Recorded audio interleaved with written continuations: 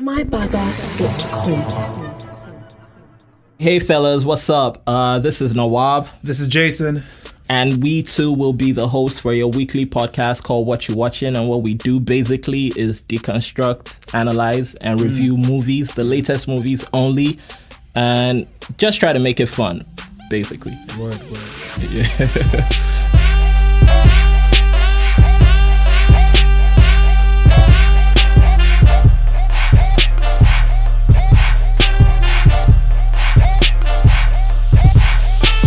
So what movies are we breaking down today, Jason? All right, today especially for you guys, we have Hunger Games Catching Fire. No, Mockingjay, man. Sorry, I'm sorry. Yeah, but it doesn't make any difference because they're both whack. No, let's go. Hunger Games Mockingjay. Yeah. And 30 Days in Atlanta. Yes. So one from Hollywood and one from Nollywood. Yeah. All right, so how did you feel about Mockingjay? On a scale of 1 to 10. On a scale of 1 to 10, I would say maybe 5.5. Okay. Yeah. You went in biased, didn't you? I did, because like I said, like I would never watch another Hunger Games movie after the first one that I saw. And then there's actually this Japanese movie called Battle Royale. Battle Royale! Yeah, it's much better than Hunger Games. Like you guys should really check that out. It's like there's blood, gore, it's very Adult Swim. 100% violent. Exactly. So, but when you're left with very few movies to see because you've seen almost every other movie, you just have to like pick one. So we picked Hunger Games, and going in, like the first act was good. Okay. The first few seconds was good, but I wasn't too impressed by the time we got to like the 40-minute mark. So what was the lowest points for you?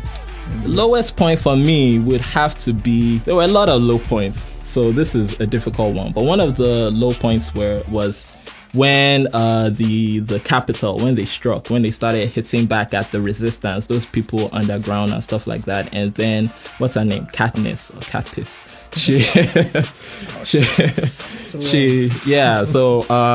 they were all struggling to get to some kind of bunker or something like that. And then she went to her mom and, she was like, where's her little sister and stuff like that. And then the mom was like, I thought she went to look for you. And mind you guys, like this was like a riot situation inside. Everybody was running for their life. And then, all of a sudden your mom just lets like her daughter just She's go. not a very good mom. She's not a very very dormant mom too, because I don't know why we even had her there. Like the little girl, she could have taken care of herself. So, and then when Katniss ran into the girl, it was like, what were you doing? She was like, I went to look for my cat. So was it a dog? It was a cat. It was a cat, very, very silly. So yeah, that was one of the low points. Yeah. I think I'm also not a very big Hunger Games fan because of the whole Battle Royale thing. It kind of feels like a betrayal, Okay, so, but I think what I really took out from the movie is this poor guy called Peter, who has been in this girl's friend zone from every part of the movie from the beginning, deliberately put there and suffering there, and then suddenly, just because she can't get him anymore and he's trapped in the capital, she has all these feelings for him, and it's just so true to life. I was so depressed watching it. And then you see how angry he was at her. I don't want to spoil it for you guys, but if you watch the film, you'll see what putting people in the friend zone can turn you into. Being put in the friend zone. Was he angry or brainwashed? They're trying to sell it like he was brainwashed. You know the truth. Okay. I think I prefer him being angry because that makes more sense, because the Hunger Games was nothing to write home about. Yeah, neither of the three. But if you enjoyed the first two, you should still go and watch it. So that's if you're like 13 and you're a girl. Or you're a 13-year-old girl's boyfriend. Oh, okay. You have to go. Or you have to do like podcasts or movies. Okay. So what else about the movie sucked? Of course, they just said Katniss. It's like they're just trying to set up to be like the hero of mankind and everything. But she's just not the person for it, in my opinion. She's always complaining, what about me, my feelings, Exactly. I think she was just playing Jennifer Lawrence, but yeah. Exactly. And then another thing is like they were trying to come up with a concept for this movie, right?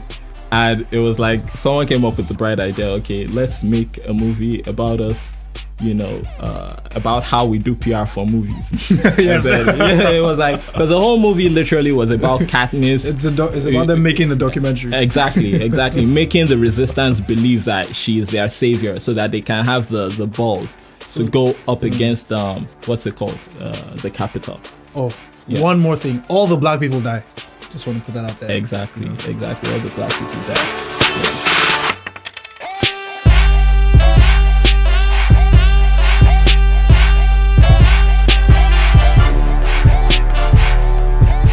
Yeah. The minutes Katniss goes to visit them, she didn't have to give them hope.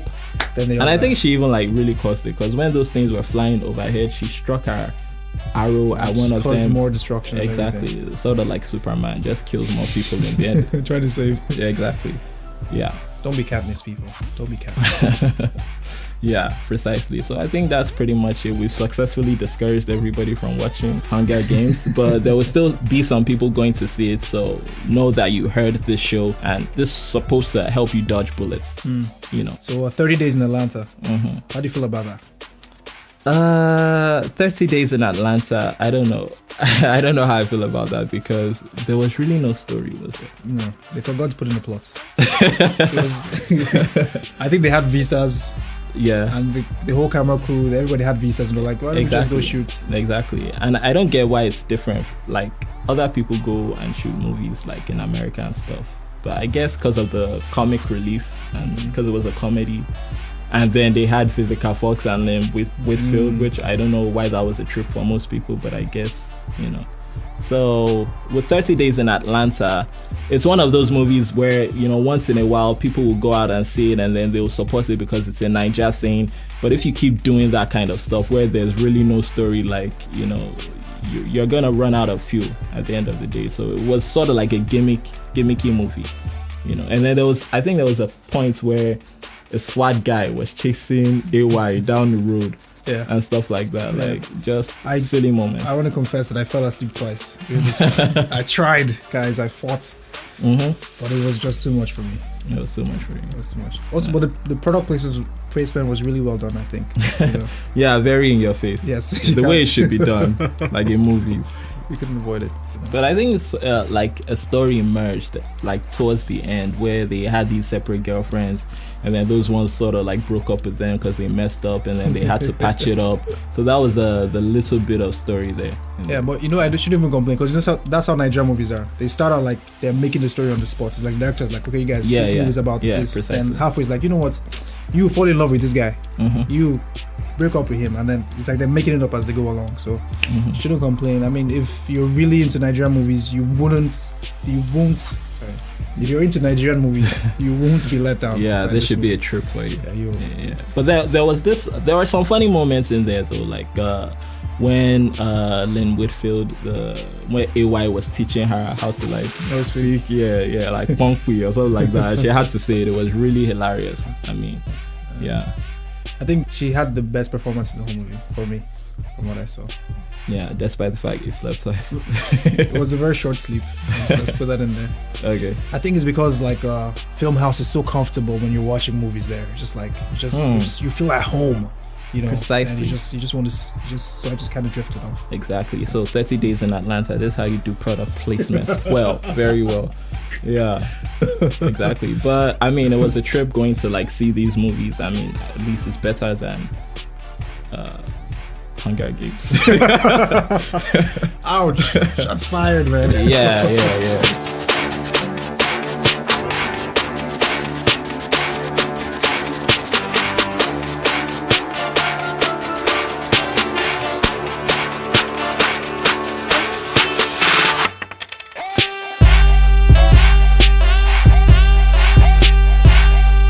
Since we're talking about 30 Days in Atlanta, what's your favorite Nigerian movie that you've ever seen? Of all time. I'm going to sound like a snob. You shouldn't have asked me this question.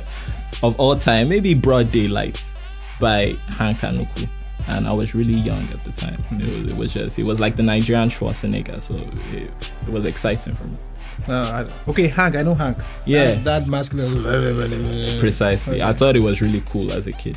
So maybe just that one. Mine would be maybe one of those old RMD movies, like The Price. One of those. And the worst time for me was when my dad made us watch all these Mount Zion Faith movies. Yeah. They had like part 1 to 8. Uh-huh. And I was like 5 or 6. It was so scary. Hold up, did they do Heaven's Gate? Mount Zion? Yeah. No, I don't. Okay. Do you know what Heaven's Gate is? Alright, me neither. They had perilous times. They had some scary stuff going on. Oh, okay.